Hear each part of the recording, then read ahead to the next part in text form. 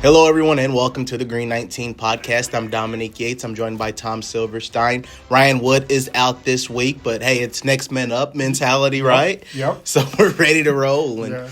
And the Packers, get back in the win column, 27-18 against the Cincinnati Bengals. And I guess the positive from the game, it wasn't a long game. Yeah, right. It really flew. Yeah, I like that. Yeah, I did, but we can kind of run through this game and, get takeaways and impressions. But for me going into this game, we kind of talked about it, throughout this week on the pod. It should have been a game, just kind of one of those get-right games. Yeah, should have been. Where things click and you just kind of dominate a team that has struggled and lost, 3 in a row heading into this game. But once again, the Packers just didn't do that, Spoon. Yeah, why does it feel like their last 2 games are losses? I know. Doesn't it kind of feel that way? Yes, it does. I mean, it's not. They won and they tied, and they only have 1 loss. And Detroit's about to have its second loss. Mm-hmm. So, they're in fine position, but it just doesn't look good. And, if it doesn't look good, there's a chance that something's wrong or it's not quite there yet. And you can tell that they are not in sync. They're not whole. They're a little bit the sum of their parts. They're not like one whole unit. And by unit, I mean the entire team. Mm-hmm. We saw so much, up and down. I don't know, maybe it's playing the AFC Central or something that they just can't compete with those guys. But it was not pretty, and you would expect more coming out of the bye. Yeah, and I guess we can start offensively, and I think it's been a long time since you saw the preferred starting offensive line heading into this game. But even then, they started with Jordan Morgan. And rotated him and Sean Ryan at right guard, but at least you saw Zach Tom, Jenkins, Banks, and Walker. And that first half, and we even talked about it on your blog, that group struggled. Yeah, it did. But then the second half is just similar to the Dallas game in the run game. It's like it took them a while to get settled, and then they were able to have some success. And I don't know, just far as offensively, where do you kind of start and what did you kind of make of just how the unit played at times? Yeah, so I was interested to see how they do with the offensive line back intact. And you could tell, Zach Tom was rusty. He gave up a pressure really early on that didn't look like him. I didn't really get a chance to follow Banks much, but I'm sure it wasn't perfect for him. Yeah. And we saw it with, what did Jacobs have in the first half? It wasn't good, was it? No. He had 10 carries for 33 yards. Yeah. And then in the second half, as they started to make some plays, and the thing about that first half is Cincinnati did not load the box. Mm-hmm. This is the first time the Packers saw too high coverage for a good portion of the game, and they still couldn't run it. I think it was a positive, though, that Jacobs did turn it around and finish with 18 carries for 93 yards. Yeah. And I'm not sure what exactly was going right. It's hard to kind of see it while I'm doing the chat and everything like that, but something was going well. Yeah. It looked like they were finding some holes up the middle. Yeah, that did stand out. And as far as with Jordan Love, I think it's fascinating. Reader on your blog, what did it describe? Like 1 minute he looks really good and with the occasional brain fart? Yeah, was that the description? Yeah. We both thought that was somewhat appropriate. Yeah. And I'll just give my opinion. You can give yours. Go ahead. So Jordan Love makes, I don't know if it's a bit of an exaggeration, but he makes championship plays. So he gets first downs when they have to. He puts the ball right on Matthew Golden on the deep ball when he has to. He got those 2 first downs. He makes a great play to get the ball to Josh Jacobs across the middle. Those are plays that keep drives going. They win games. And then he throws the interception, which was bad. Yeah. He just then he overthrows Musgrave, who's wide open across the middle. It's not uncommon. I mean, you could go and, if you watch the game tonight, Patrick Mahomes probably did the same thing a couple times. But there's Love, I think, is still a work in progress, and we don't know if he's going to be that next great quarterback. Right. I think that's pretty accurate. And the thing is, too, and the reason why I'm even curious to see if he is, because some of those the Mahomes of the world, the Aaron Rodgers and Brett Favre, whatever, when they improvise, I couldn't say it on your blog in terms of the improvisation. When they improv, they can just be just as effective and do some really, really good things. With Jordan, right now, he just can't do that. Like the Cleveland game, that interception, it was the quick game, felt pressure. He threw it instead of waiting just a little bit for Tucker Kraft to get open. And the interception here, I mean, the protection wasn't good in the first half. The guy came in right through the middle. Yep. So, Love rolls, and instead of just throwing it out of bounds or taking a sack and try to get a field goal, throws it into basically, it felt like double coverage to Romeo Doubs. Oh, my God. Like there's guy a guy right behind underneath him. And over the top. Yeah, and so again, you're trying to make something happen. I know you're trusting one of your guys, and Romeo Doubs has really strong hands. So I understood, I guess, why he wanted to do that. But in those situations, you can't force it because these are still NFL, DBs on the other side. Yeah, and, I mean, there's a time to dirt it, and there's a time to try it. And the first drive, when you need points, is not the time to really push the limit. Maybe at the end of the halftime, or as you're going in, maybe you make that throw. But he has to not do that. And he's usually pretty good at protecting the ball, and it was just a mistake. So we'll take it for what it was. He completed 19 of 26 for 259, touchdown. And without that interception, he would have had a really good passer rating. And as it was, he was 101.3. Right. And the biggest thing you see, the difference, Jordan Love averaged 10 yards per attempt. Joe Flacco averaged like 4.09 or something like that. Yeah. So there's you have to understand that Matt LaFleur's offense is not about dinking and dunking. There's checkdowns to be made, but he's pushing the ball down the field, and Jordan Love's not always going to look great doing that. Right, absolutely. But one thing that you can definitely see, one thing about Jordan, he's been a guy since he's been the starter. He'll share the rock, if you will. He'll spread the wealth. He'll throw it to a lot of receivers. And you can see right now that chemistry with him and Matthew Golden is continually growing. Mm-hmm. And in my opinion, LaFleur talked a lot about he wanted it to happen organically with Savion Williams and Golden, not force them out there, throw too much at them. But I would say after watching these past few games, I think Golden is a guy that you can continually give him more and see what he can do. Agree or disagree? Yeah, agree. He made a really smart play on his 35-yard catch. He saw that Love was in trouble and rolling to his left, and instead of continuing to run his post route, he broke under the safety and got himself open, and Love found him. Yeah. And that was a really smart move, which tells you that, he's starting to be able to do stuff on the fly, which is really key. And the thing, just as we were talking about this, I was thinking, the benefit that Rodgers had when he started, and people want to compare their starts, but Rodgers had Greg Jennings, Jordy Nelson, Jordy Nelson come to his Super Bowl year, but James Jones, he had a really nice array of guys. And Jordan Love's guys are young. He doesn't have a number one receiver type. He has Dobbs, who's very limited in what he can do. Wicks, I don't know what they're doing with him.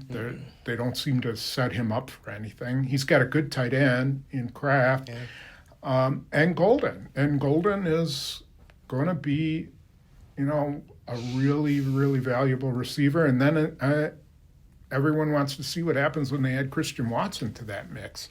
So, you have to give Love a little bit of a break, because I don't think you're seeing their best offense out on the field. Yeah, absolutely. I guess we can move into defense.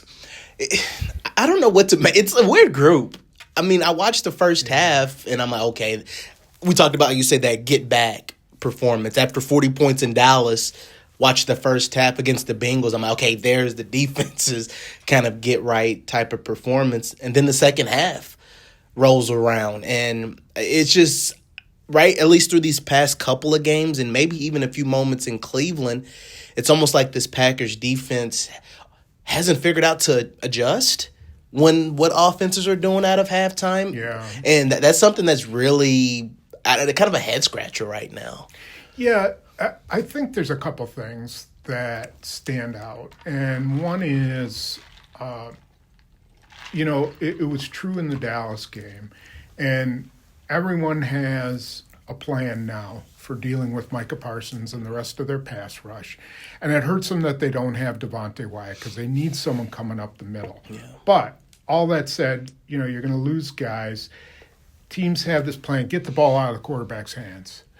And then it comes down to, okay, can your corners handle, these speed guys? And, I thought Keyshawn Nixon played about as good as you could play against Jamar Chase. The guy is all-world.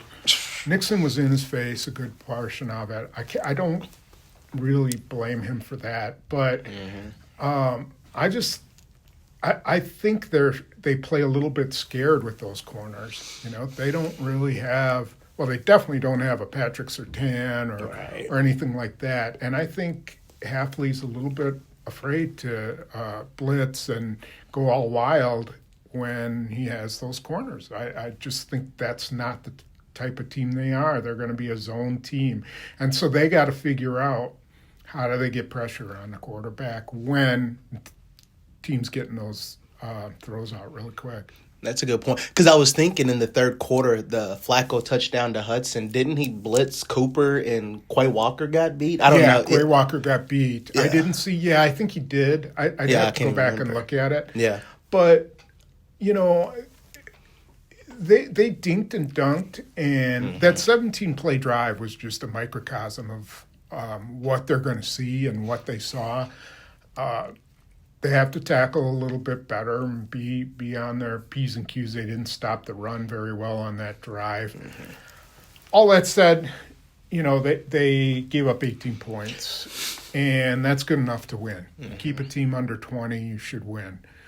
So I don't know what to think about the rest as they move forward, what they got to do. But they have to have more pressure on a quarterback than they did today. Yeah, and taking the ball away. Yeah, taking the ball away. They just can't take the ball away. And I believe, didn't you ask Hafley, where there's some opportunities to try to get takeaways and they're not doing it, or punching at the ball and different things? And then I think about the pass breakup. First off, it was a great play by Carrington Valentine on that throw to Jamar Chase, but he was in front of him and he had one hand on it. I was like, maybe there's a situation for two hands. Go for it. And you get an interception, but he just batted down on the ball. And then there was the one that went off of I think it was the tight end. Yeah. Oh, no, it was a receiver. Went right off his hands, and there just was no one there to get it. Now, they're not in the right positions, or the ball's not bouncing their way, but they have two turnovers. Yeah. Right? 2 takeaways for the whole year for 6 games. Yeah. That's not going to get it done, especially when they have had good pass rush on some of these guys. Yep. So, I don't really know what you do. Everybody on the chat, or not everybody, a few people on the chat, they were trying to goad me too into it, was saying, where's Xavier McKinney? He's not doing anything. And, he's not, because nobody's challenging him deep. The only time they challenged them deep was on the incredible touchdown that Jamar Chase had with Keyshawn Nixon right in front of him. Yeah. And he really didn't have that big a play on it. So the one thing the Packers aren't doing, they're not giving up big plays. No. I mean, what was the longest? Longest play was 19 yards. Yeah. And they had 1, 2, 3, 4, 5 plays of 10 or more yards, and none over 20. Yeah. So you could live with that all day long. Yeah. I guess we'll know more when we see them play. I don't know what it's going to be like to play against Arizona. Is that a test? I don't know. Maybe it won't be until they face Rodgers. Yeah, that's the biggest thing, and it's so funny because. Like, this team is 3-1-1. Yeah. Like we kind of mentioned, you would take that compared to a lot of teams right now that have been struggling throughout the NFL. But I guess that question, we've talked about it because of the hype that this team received, like good to great. Are you going to be able to become one of those type of great teams? But they make so many small type of little mistakes, and sometimes they're just not putting themselves in situations to do some really good things, and that's really just what stood out to me. Yeah. But what's ironic, in this game, we talked about complimentary football. You didn't see a lot of that, but I think this was the best game special teams had. No question. No question. It was quite a performance. Aside from a dumb penalty. Hopper. Yeah, a personal foul penalty. It was an outstanding day, and you bring a kicker in, and you made the right choice. You picked the right guy. You could have taken Greg Joseph or this guy. Yeah. And you made the right choice to rest Brandon McManus because, well, you talked to both those guys, so you could probably expand on it more than what I can. Oh, yeah, I know you were able to talk to McManus as well. But, yeah, it was a fascinating story with Lucas Havrisik. I think I got his name right, but he's kind of been bouncing around over the past couple of years. He played at Arizona, went undrafted in 2022. He's been on everyone's practice squad, the Browns, the Bills, the Colts. Yep. 2 weeks ago, he's working out in New York with the Giants. On Tuesday, he was with the Colts working out. Thursday, comes to Green Bay, signs with the team on Saturday, and Sunday, they worked McManus out, and he said he actually knocked down a couple of 50-plus yarders. Oh yeah, warm-ups. He said he was hitting everything, but it would hurt him after the kick. He'd get a twinge in it, and he told them, and they just made the decision to sit him down, which I think was the right decision. Yeah, at this stage in the game, it's early in the season. Yeah, you should be able to afford.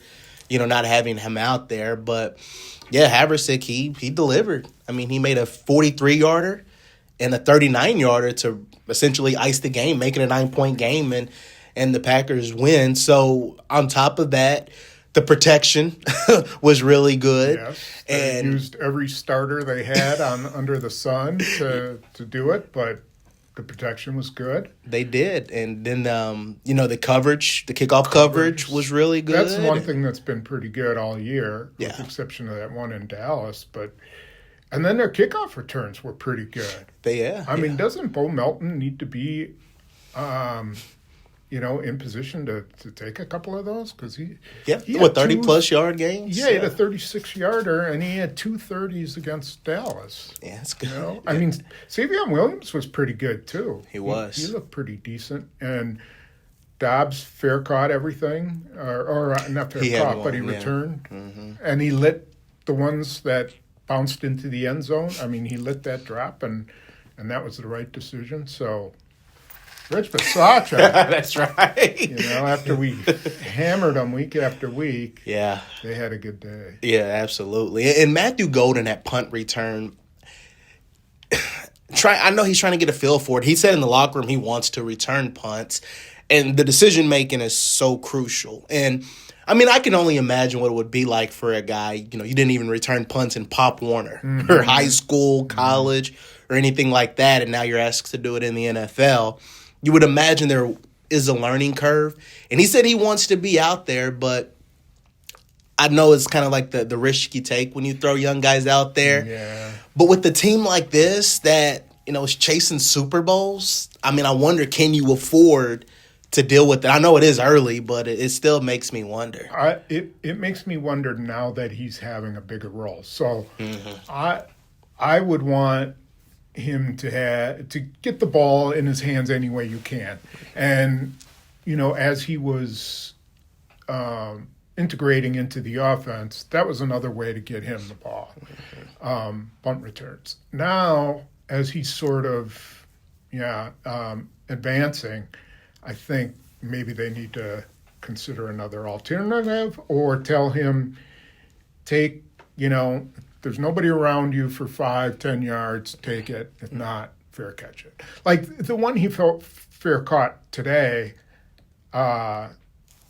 he could have returned. Yeah. He put that arm up pretty quick. Yeah. So, it's a little bit of a process, but I don't know who else they have that could do it. That's true, yeah, because they released Hardman. Yeah. And moved on from him. I don't know. Dobbs is going to catch the ball, but he's not going to get you any yards. Right. So, yeah, I don't know what they're going to do there. Yeah, that's going to be fascinating. But I think you did bring up a good point with Bo Melton and the kick return game, and it's something like they're trying to utilize. A lot of different guys throughout. You could say really on all phases, offense, defense, and special teams, and I'm still curious to see some of these guys like finding their roles, finding their pieces, because you haven't really seen a whole lot of that. I do want to backtrack just a little bit. I forgot to ask you about this when talking about defense. People were asking where's Xavier McKinney. Mm-hmm. It was funny to hear people also ask where's Micah Parsons. Yeah. I mean, he's very much out there, and he's very much making an impact. And still, I saw that they were mixing it up a little bit with him. They had him standing up more. They were doing a little bit more, twisting and turning with him. I guess, what did you make of just from without seeing the film, if you will, just kind of observing how they used him? Yeah, they set him up for what should have been what could have been a one-on-one in the middle. And then the Bengals were smart enough that they slid a guard over there after they saw that he was one-on-one on the center. Yeah. And he still got the pressure. But, if the guy's getting the ball out that quickly, I don't know how much Micah Parsons can get to it. Mm-hmm. The one thing that kind of surprised me is that they haven't, used him a little more like a linebacker, dropping back. He's athletic enough, so if they're going to dink and dunk, do a little bit of zone dropping, and you never know. One could go, he could be right in the lane to pick off one of those things. And I was kind of surprised they didn't do a little of that with all the checkdowns that he threw. I have to ask Kathleen about that. Otherwise, it wasn't a great day for any of them. Part of it was the Bengals, and part of it was just that's the way it was. Yeah, so I guess that's a bad day for pass rushing. It really was, and I mean they only gave up 18 points, but after it being 10-0 at halftime, and watching the Bengals just drive down the field and score with a 17-play, 78-yard drive. It was just, again, it was kind of, it was weird at times. And honestly, that's almost been the whole season for this Packers team. I mean, you open up the season with those two strong performances, and you're like, okay, this team might even be ahead of the curve in terms of, where they're at. And then, you have Cleveland, and then you have Dallas, two games that just went weird. And that's kind of how the ball has bounced so far. So, do you even have any sense of this team? With the first two games, you have to consider the Parsons bump. So, nobody knew, neither of those teams knew what Parsons was going to do, how much they had to double team him. The Lions didn't know that Penei Sewell was not going to be able to block him on his own. Now everyone has kind of an idea of how he's being used, and that lift from everybody is sort of, okay, settle down. Nobody can play at that high of a level all the time. So now it's on to the next phase of, okay, what can you do now that teams have kind of figured out, all right, well, we can survive Micah Parsons. We might not be able to keep him completely contained, but we can survive him. And that's what we're seeing. Yeah, you're absolutely seeing that. And the one thing that has stood out, especially in those first two games, like, there was attention on Parsons, but you were watching Rashawn Gary be very active. Lucas Van Ness was very active. And Van Ness, he did get a sack in this game, but at times, I admittedly, I haven't watched a whole lot. You could say D-line wise, I'm trying to follow throughout the action, but and part of it is too, like, there's a lot of quick game from the opposing quarterbacks, but it doesn't seem like they're getting out blocks as well right now. Well, this is historically Rashawn Gary's sack stuff kind of disappears for a little bit, and then all of a sudden he'll get a bunch. It's kind of how he's rolled. It's sort of why he doesn't have 14, 16 sacks. He's gonna always seems like he's always going to be right around 10, 7 to 10. I do think they really miss Wyatt, and I thought they really missed Kenny Clark today. Yeah. Kenny Clark would have been a guy who would have, held up better against Chase Brown, and I think he would have put some pressure up the middle on Flacco. Yeah. And I think that's where you need to pressure him. And right now they're not really getting that. Mm-hmm. And so that's a kind of concerning thing. I don't know when Wyatt will be back, but they better make sure he's healthy when he gets back, because they're going to need him, when they start getting into these really tough games. Yeah, I do wonder if there's any point during the game when they were lined up and they saw T.J. Slayton on the other side. And it's like, man, we maybe could have used him as well. You mentioned Kenny, you mentioned Wyatt. Like, maybe even he could have been a guy to, clog up some holes up in the middle. I'll trade for him. Who knows? Yeah, absolutely. So, Spoon, any final words, final thoughts as we wrap up this podcast? What keeps striking me is, okay, so they go to Arizona, and I have no idea how they're going to do in Arizona. I have no idea. On paper, they should, beat them pretty bad, but I'm not picking them to win it by a ton. I mean, I didn't pick them by that much in this game. I think I picked them by 14. I don't know. And Pittsburgh, I don't know that it can win that game right now. There's just so many question marks with where they're at, and if you're playing lousy and you're not lousy, if you're not really hitting your stride and you're winning and you're 3-1-1, that's not a bad thing. Right. You got to hit that stride in December. I mean, probably Thanksgiving on, you got to start to hit that stride. So I think people should be happy that they're 3-1-1, but you can still be concerned if you're a fan. Like, okay, we need to see more. Yeah, especially when you're talking about the lesser opponents, if you will. It's not the top tier teams. Like when you're playing Cleveland, when you're playing a team like the Bengals that have lost 3 in a row, Joe Flacco didn't unpack his bags and he is trying to figure out an offense. Or even next week, like you said, with Arizona. So they just haven't had like that type of performance where it's like, okay, they have an offensive showing, defense is rocking, right. Everybody is good, and everybody plays complementary football, and they look like one of those type of teams. Pretty much all the top-tier teams have had at least one game like that throughout this season. And the Packers, while they have some good resume wins early in the season, they just haven't had one of those type of, moments or games where it's like, man, they scored 40-plus on a team or anything like that. It's not easy to do in the NFL by no means, but, the great teams can find a way to win in many different ways and can score points. The only team that's really doing that is Tampa Bay, I think, right now. They're just kind of dispatching people in a pretty decisive way. But Detroit lost. Mm-hmm. Kansas City was desperate for a win. The Ravens are struggling. The Ravens are terrible. Yeah.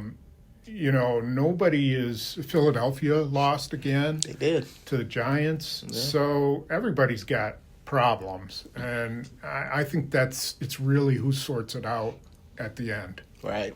And you said it best, to be 3-1-1. It could be much worse. It could be worse. It could be much worse. So we'll see what happens if they can get that fourth win heading to Arizona next week. But, Tom, thank you so much as always. And it's always good to chat and talk a little ball with you. And we'll call it a night. Yeah, and we'll be back. Ryan will be back next week, and we'll be back at it. That's right. Looking forward to it. So, hey, thank you all so much for checking out the Green 19 podcast. For Tom Silverstein, I'm Dominique Yates.